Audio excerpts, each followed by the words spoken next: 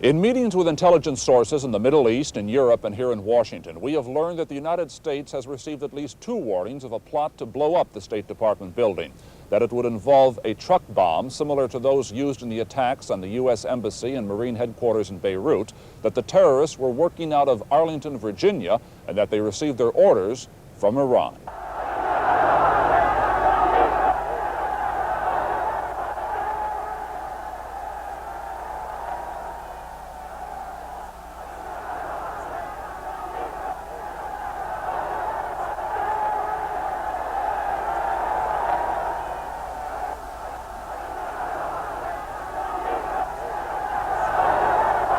The terrorism that took place in the Lebanon was really directed by Syrian intelligence. It's inconceivable, as far as I can see, that any other country, I mean Iran or anybody else, could have directed such operations from territory directly controlled by the Syrians.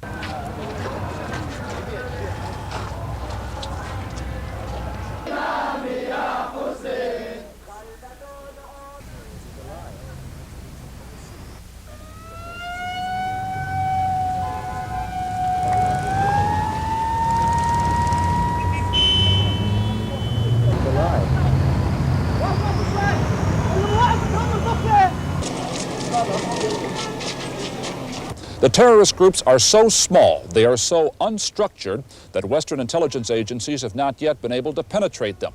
The Islamic Jihad, the organization which claims to have carried out the major attacks, doesn't even exist. It is a cover name for the terrorists.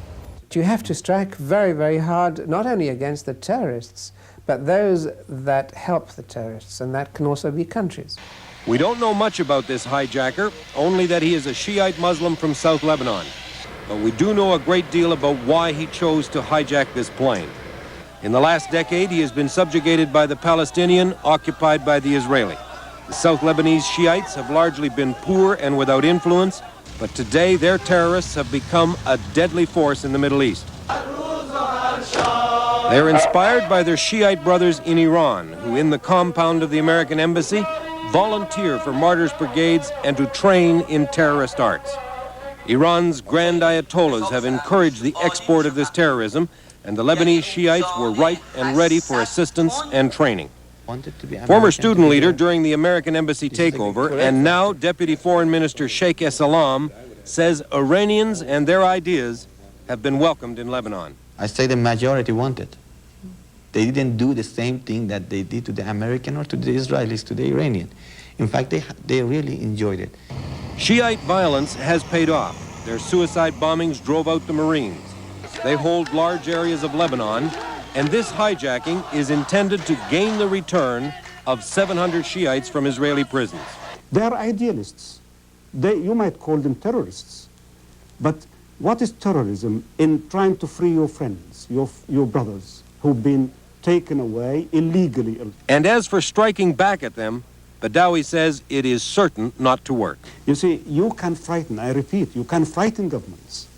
You cannot frighten young people who are bent on dying.